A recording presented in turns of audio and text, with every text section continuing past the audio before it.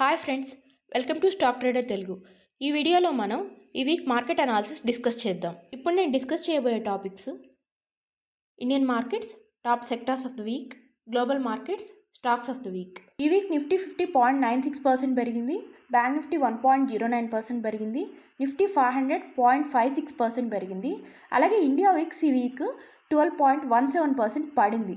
దాని అర్థం మార్కెట్లో అంత ప్యానిక్ ఏమీ కనపడట్లేదు. నిఫ్టీ 500 అంటే ఇది బ్రాడర్ మార్కెట్ని రిప్రజెంట్ చేస్తుంది. నిఫ్టీ 500లో large cap 100 stocks, mid cap 150 stocks, small cap 250 stocks ఉంటాయి. నెక్స్ట్ ఎఫ్ఐఐ డేటా చూద్దాము.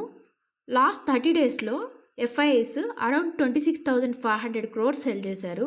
అలాగే లాస్ట్ 1 వీక్లో కూడా 6,300 అరౌండ్ సెల్ చేశారు. ఎఫ్ఐఐ సెల్లింగ్ ఇంకా మన మార్కెట్స్లో కంటిన్యూ అవుతూనే ఉంది. అలాగే డిఐఎస్ చూసినట్లయితే లాస్ట్ 1 మంత్లో, లాస్ట్ 1 వీక్లో వాళ్ళు బయర్స్గా ఉన్నారు. ఓవరాల్గా మన మార్కెట్స్లో డిఐఎస్ నెట్ బయర్స్గా ఉన్నారు, అలాగే ఎఫ్ఐఎస్ నెట్ సెల్లర్స్గా ఉన్నారు. ఇప్పుడు మనం నిఫ్టీ 50 అనాలిసిస్ చేద్దాము. నేను ఇక్కడ వీక్లీ చార్ట్ పెట్టాను. ఇక్కడ చూడండి, ఈ వీక్ నిఫ్టీ డోజీ ఫామ్ చేసింది, అంటే నిఫ్టీ ఈ వీక్ సైడ్ వేస్లో ఉంది. అలాగే ఈ క్యాండిల్ స్టిక్ చూడండి, December 16th ఫామ్ చేసిన క్యాండిల్ స్టిక్. ఈ రెండు క్యాండిల్ స్టిక్ని మనం ఇన్సైడ్ బార్ ప్యాటర్న్ అంటాము. దీన్ని మనం ఈ రెడ్ క్యాండిల్ స్టిక్ని మదర్ బార్ అంటాము. దీన్ని మనం ఇన్సైడ్ క్యాండిల్ అంటాము. ఎప్పుడు కూడా ఈ మదర్ బార్ యొక్క హై మనకి రెసిస్టెన్స్గా యాక్ట్ చేస్తుంది, అలాగే ఈ మదర్ బార్ యొక్క లో సపోర్ట్గా యాక్ట్ చేస్తుంది. మార్కెట్ ఈ క్యాండిల్ స్టిక్ యొక్క హై కానీ క్రాస్ అయ్యి పైకి వెళ్ళింది అంటే దాన్ని మనం బులిష్గా కన్సిడర్ చేస్తాము. అలాగే ఈ క్యాండిల్ స్టిక్ యొక్క లోని క్రాస్ అయ్యి కింద క్లోజ్ అయింది అంటే దాన్ని మనం బేరిష్గా కన్సిడర్ చేస్తాము. నెక్స్ట్ మనం డైలీ చార్ట్కి వెళ్దాము. ఇక్కడ డైలీ చార్ట్ చూడండి, నిఫ్టీ అయితే ప్రీవియస్గా ఫామ్ చేసిన లోని క్రాస్ చేయలేదు. అలాగే నిఫ్టీ షార్ట్ టర్మ్లో మనం బులిష్గా కన్సిడర్ చేయాలి అంటే అట్లీస్ట్ ఇక్కడ గ్యాప్ ఉంది కదా, డౌన్వర్డ్ గ్యాప్, అట్లీస్ట్ ఆ డౌన్వర్డ్ గ్యాప్ని క్రాస్ చేయాలి. ఒకవేళ నిఫ్టీ మీడియం టర్మ్లో బులిష్ అవ్వాలి అంటే అట్లీస్ట్ 24,800 అరౌండ్ లెవెల్ని క్రాస్ చేయాలి. సో ఈ లెవెల్స్ని మీరు అబ్జర్వ్ చేయండి. నెక్స్ట్ మనం బ్యాంక్ నిఫ్టీని అనాలిసిస్ చేద్దాము.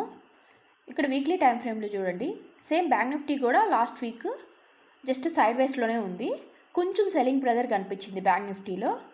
అలాగే సేమ్ మనకి inside bar candle stick pattern అనేది ఫామ్ చేసింది. సో దీని యొక్క హై, దీని యొక్క లో రెసిస్టెన్స్ అండ్ సపోర్ట్స్గా యాక్ట్ చేస్తాయి. ఇప్పుడు మనం డైలీ టైం ఫ్రేమ్లో చూద్దాము. డైలీ టైం ఫ్రేమ్లో చూసినట్లయితే ఇమీడియట్ సపోర్ట్ మనకి అరౌండ్ 50,500 దగ్గర వస్తుంది. మీడియం టర్మ్ సపోర్టు 49,700 దగ్గరికి వస్తుంది. అలాగే రెసిస్టెన్స్ చూసినట్లయితే ఇది మనకి మీడియం టర్మ్ రెసిస్టెన్స్గా యాక్ట్ చేస్తుంది. అలాగే ఇక్కడ చూసారా, ఈ గ్యాప్, డౌన్వర్డ్ గ్యాప్, ఈ రేంజ్ మార్క్ చేసుకోండి ఒకసారి. ఈ లెవెల్ అనేది మనకి ఇమీడియట్ రెసిస్టెన్స్గా యాక్ట్ చేస్తుంది. మీరు ఈ లెవెల్స్ని అబ్జర్వ్ చేయండి. బ్యాంక్ నిఫ్టీ ఈ లెవెల్స్ దగ్గరికి వచ్చినప్పుడు ప్రైస్ యాక్షన్ ఏంటి, వాటి వాల్యూమ్స్ ఎలా ఉన్నాయి అనే విషయాలు అబ్జర్వ్ చేయండి. ఈ స్లైడ్ చూడండి, ఇది నిఫ్టీ 50 సెక్టార్ రిప్రజెంటేషను. నిఫ్టీ 50లో ఫినాన్షియల్ సర్వీసెస్ 34.53% వెయిటేజ్ ఉంది. అలాగే ఐటీ 13.76% వెయిటేజ్ ఉంది. సో ఈ రెండు కలిపి మనకి అరౌండ్ 48% వెయిటేజ్ అనేది ఉంది. సో ఇక్కడ మనకి ఫినాన్షియల్ సర్వీసెస్లో మెయిన్గా హెచ్డిఎఫ్సి బ్యాంకు, ఐసిఐసిఐ బ్యాంక్ అనేది వెయిటేజ్ ఎక్కువగా ఉంది.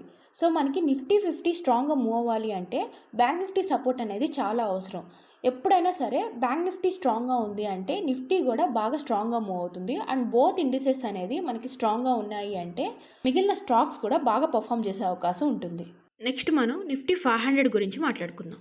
సేమ్ నిఫ్టీ 500 కూడా weekly same pattern doji form చేసింది, సైడ్ వేస్లో ఉంది లాస్ట్ వీక్ అంతా కూడా. అలాగే మనం ప్రీవియస్ ఇండిసెస్ లాగానే సేమ్ నిఫ్టీ 500 కూడా inside bar candlestick form చేసింది వీక్లీలో. ఇక్కడ మనం సేమ్ లెవెల్స్ మార్క్ చేసుకుందాము. ఇది మనకి మీడియం టర్మ్ సపోర్ట్ అవుతుంది. ఈ అరౌండ్ ఇక్కడ చూడండి, ఇక్కడ గ్యాప్ అప్ ఓపెన్ అయింది కదా, ఈ గ్యాప్ అప్ ఓపెన్ అయిన తర్వాత ప్రైస్ అబోవ్ సస్టైన్ అయింది. ఇదే గ్యాప్ అప్ రీజన్ ఇక్కడ సపోర్ట్గా ఉంది. సో ఈ రీజన్ అనేది మనం ఇమీడియట్ సపోర్ట్గా మార్క్ చేసుకోవచ్చు. నెక్స్ట్ మనం అప్పర్ జోన్కి వెళ్ళినప్పుడు మనకి ఇది మీడియం టర్మ్ రెసిస్టెన్స్గా యాక్ట్ అవుతుంది. ఇమీడియట్గా మనకి ఈ గ్యాప్ డౌన్ ఉంది కదా, ఈ గ్యాప్ డౌన్ అప్పర్ రీజన్ అనేది ఇమీడియట్ రెసిస్టెన్స్గా యాక్ట్ అవుతుంది. మీరు నెక్స్ట్ వీక్ ఈ లెవెల్స్ దగ్గర ప్రైస్ యాక్షన్ని గమనించండి. నెక్స్ట్ మనం ఇండియన్ మార్కెట్స్ని అదర్ పారామీటర్స్ ఏవేవి ఇన్ఫ్లుయెన్స్ చేస్తాయో చూద్దాము. ఇక్కడ చూడండి, Nasdaq and S&P 500 US market indices. Nasdaq ఈ వీక్ 0.76% పెరిగింది, S&P 500 0.67% పెరిగింది. అలాగే డాలర్ ఇండెక్స్ 0.18% పెరిగింది. క్రూడ్ ఆయిల్ 0.98% పెరిగింది.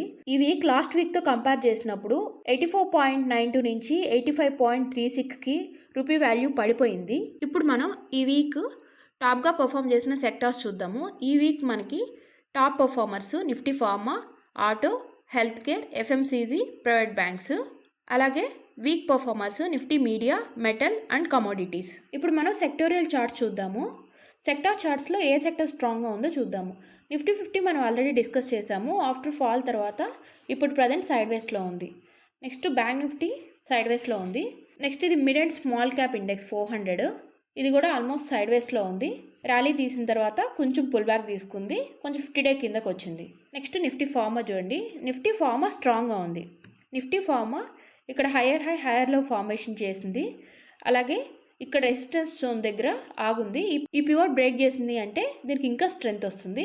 అలాగే ఆర్ఎస్ కూడా స్ట్రాంగ్గా ఉంది. నెక్స్ట్ ఐటీ ఇండెక్స్ కూడా స్ట్రాంగ్గా ఉంది. ఆర్ఎస్ కూడా స్ట్రాంగ్గా ఉంది. హైయర్ హై హైయర్ లో ఫార్మేషన్ అనేది చేసింది. నెక్స్ట్ డిజిటల్ స్ట్రాంగ్గా ఉంది.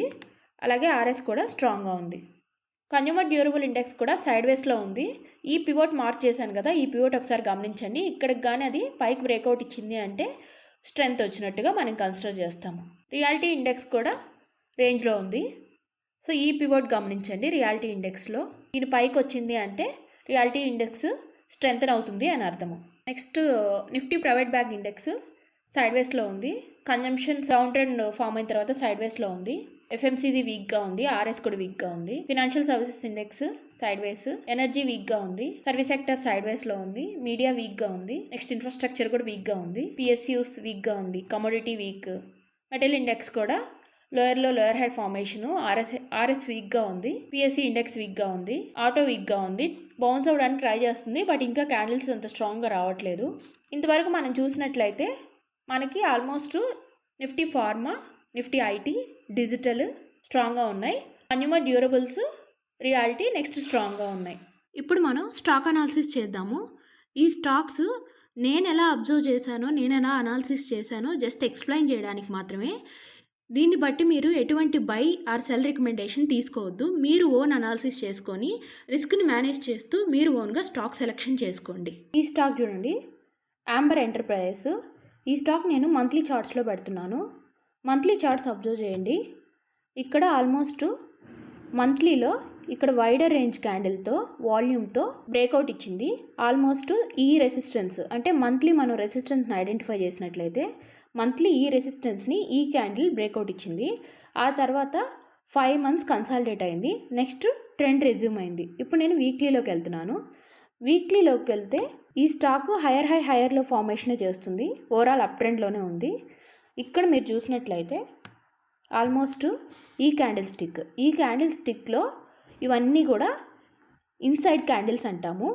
ఈ inside candles almost 6 weeks, almost 7 weeks form అయ్యాయి. ఈ వీక్ ఈ స్టాక్ బ్రేక్అవుట్ ఇచ్చింది. ఈ బ్రేక్అవుట్ యొక్క క్యారెక్టరిస్టిక్స్ చూద్దాం. ఈ బ్రేక్అవుట్ ఇచ్చేటప్పుడు ఈ క్యాండిల్ స్టిక్ చాలా వైడర్గా ఉంది, అంటే దాని అర్థము చాలా బులిష్గా ఉంది స్టాక్. అలాగే వాల్యూమ్ చూసినట్లయితే వాల్యూమ్ ఆల్మోస్ట్ యావరేజ్ వాల్యూమ్ కంటే కూడా 6 times ఎక్కువగా ఉంది. అలాగే రిలేటివ్ స్ట్రెంత్ చాలా స్ట్రాంగ్గా ఉంది. మీరు రెసిస్టెన్స్ చూసినట్లయితే ఇక్కడెక్కడ కూడా లెఫ్ట్ సైడ్ రెసిస్టెన్స్ లేదు, అంటే ఇదే న్యూ హై. దానికి ఎప్పుడైనా రెసిస్టెన్స్ లేనప్పుడు స్టాక్స్ యొక్క మొమెంటం చాలా ఫాస్ట్గా ఉంటుంది. ఇప్పుడు మనం నెక్స్ట్ స్టాక్ చూద్దాం. ఈ స్టాక్ చూడండి, పేటిఎం. ఇది మనం మంత్లీ చార్ట్ ఓపెన్ చేద్దాం. మంత్లీ చార్ట్లో ఇక్కడ డౌన్ ట్రెండ్లో ఉంది. నెక్స్ట్ స్టాక్ సైడ్ వేస్లోకి వెళ్ళిపోయింది. ఆల్మోస్ట్ ఏప్రిల్ 2022 నుంచి ఇంతవరకు స్టాక్ సైడ్ వేస్లో ఉంది. ఇప్పుడు మనం వీక్లీలో రెసిస్టెన్స్ మార్క్ చేసుకుందాము. ప్రీవియస్గా ఈ స్టాక్ ఎక్కడ రిజెక్ట్ అయిందో అక్కడ మనం రెసిస్టెన్స్ మార్క్ చేసుకుంటాం. ప్రీవియస్గా స్టాక్ ఆల్మోస్ట్ 1000 దగ్గర రిజెక్ట్ అవుతూ వచ్చింది. సో ఇది మనకి రెసిస్టెన్స్ జోన్. అలాగే సపోర్ట్ జోన్ అంటే ఎక్కడి నుంచి అయితే స్టాక్ బౌన్స్ అవుతుందో ఆ పాయింట్స్, మ్యాక్సిమం పాయింట్స్ తీసుకొని మనం సపోర్ట్ జోన్స్ డ్రా చేస్తాము. సో వీక్లీలో ఇవి మనకి రెసిస్టెన్స్, సపోర్ట్ జోన్స్. నెక్స్ట్ మనం ఏం ఐడెంటిఫై చేయాలి అంటే ఇక్కడ రెసిస్టెన్స్ దగ్గర ఆల్మోస్ట్ ప్రైస్ కన్సాలిడేట్ అవుతుంది. అంటే రెసిస్టెన్స్ దగ్గర కన్సాలిడేట్ అవుతుంది అంటే ప్రైస్ సెల్లింగ్ ప్రెజర్ని అబ్జర్వ్ చేస్తూ ఉంది. ఈ స్టాక్ ఇంకా బ్రేక్అవుట్ ఇవ్వలేదు. ఈ స్టాక్ ఇక్కడ నుంచి అబౌవ్ 1000 సస్టైన్ అవుతూ హై వాల్యూమ్స్తో అలాగే వైడర్ రేంజ్ క్యాండిల్ స్టిక్స్తో గనక 1000 పైన కానీ సస్టైన్ అయినట్లయితే ఈ స్టాక్ని మనం బులిష్గా కన్సిడర్ చేసుకోవచ్చు. అలాగే ఈ స్టాక్ యొక్క రిలేటివ్ స్ట్రెంత్ చూడండి, ఇది ట్రెండింగ్లో ఉంది. ఇలా మనం ఒక స్టాక్ని అనలైజ్ చేస్తాము. అండ్ ఇంకొక పాయింట్ ఏంటి అంటే ఎప్పుడు మనం బ్రేక్అవుట్ని యాంటిసిపేట్ చేయకూడదు, అంటే బ్రేక్అవుట్ని గెస్ చేయకూడదు అది అయిపోతుంది అని చెప్పి. ఎప్పుడు బ్రేక్అవుట్ అనేది ప్రైస్ని కన్ఫర్మేషన్ చేయనివ్వాలి. నెక్స్ట్ ఈ స్టాక్ చూడండి, ద ఇండియా సిమెంట్స్. ఇది నేను మంత్లీ టైం ఫ్రేమ్లో పెడుతున్నాను. ఆల్మోస్ట్ ఈ స్టాక్ చాలా ఇయర్స్ రేంజ్లో ఉంది. 2007 నుంచి ఆల్మోస్ట్ 2024 వరకు రేంజ్లో ఉంది. అంటే ఇది ఆల్మోస్ట్ మల్టీ ఇయర్ రేంజ్లో ఉంది. 2007 నుంచి 2024 వరకు. ఇక్కడ జూన్లో ఈ స్టాక్ బ్రేక్అవుట్ ఇచ్చింది, అంటే మంత్లీ బ్రేక్అవుట్ ఇచ్చింది, ర్యాలీ తీసిన తర్వాత స్టాక్ కొన్ని మంత్స్ కన్సాలిడేషన్లోకి వెళ్ళిపోయింది. వీక్లీ చార్ట్ చూడండి. వీక్లీ చార్ట్ చూసినట్లయితే స్టాక్ ఇక్కడ చాలా వీక్స్ నుంచి సైడ్ వేస్లో ఉంది, ఇంకా అయితే బ్రేక్అవుట్ ఇవ్వలేదు. సో బ్రేక్అవుట్ ఇవ్వాలి అంటే స్టాక్ మనం ఫస్ట్ రెసిస్టెన్స్ జోన్స్ని మార్క్ చేసుకోవాలి. ఇక్కడ చూడండి, ఇది ఈ స్టాక్ యొక్క రెసిస్టెన్స్ జోను. ఈ జోన్ని కనుక స్టాక్ వైడర్ రేంజ్ క్యాండిల్ స్టిక్స్తో అలాగే హై వాల్యూమ్స్తో బ్రేక్అవుట్ ఇచ్చింది అంటే అప్పుడు మనం ఆ స్టాక్ బులిష్గా ఉంది అని మనం కన్సిడర్ చేసుకోవచ్చు. ఇలా మనం డిఫరెంట్ స్టాక్స్ని ఇలా అనాలిసిస్ చేసుకొని మనమే ఓన్ సెలెక్షన్ చేసుకోవచ్చు. జనరల్గా వీక్లీ బ్రేక్అవుట్స్ తీసుకునేటప్పుడు స్టాప్ లాసెస్ ప్రీవియస్ స్వింగ్లో దగ్గర పెడతారు. ప్రీవియస్ స్వింగ్లో అంటే ఇక్కడ ప్రీవియస్ స్వింగ్లో అంటే ఈ పాయింట్, అలాగే ఈ స్టాక్కి ప్రీవియస్ స్వింగ్లో అంటే ఈ పాయింట్ 5600 అరౌండ్. అలాగే ఈ స్టాక్కి ప్రీవియస్ స్వింగ్లో అంటే 940 అరౌండ్ ప్రీవియస్ స్వింగ్లో అవుతుంది. ఇలా వీక్లీ బ్రేక్అవుట్స్కి జనరల్గా ప్రీవియస్ స్వింగ్లోని స్టాప్ లాస్గా కన్సిడర్ చేస్తారు. సో ఇది ఈ weekly market analysis. Next week మళ్ళీ మార్కెట్ అనాలిసిస్తో మళ్ళీ కలుద్దాం. మీకు ఈ వీడియో నచ్చినట్లయితే లైక్ చేయండి, అలాగే సబ్స్క్రైబ్ చేసుకోండి. ఈ వీడియో ఇంకెవరికైనా మీ ఫ్యామిలీ మెంబర్స్కి కానీ ఫ్రెండ్స్కి కానీ యూజ్ అవుతుంది అనుకుంటే దీన్ని షేర్ చేయండి. నెక్స్ట్ వీడియోలో మళ్ళీ కలుద్దాం.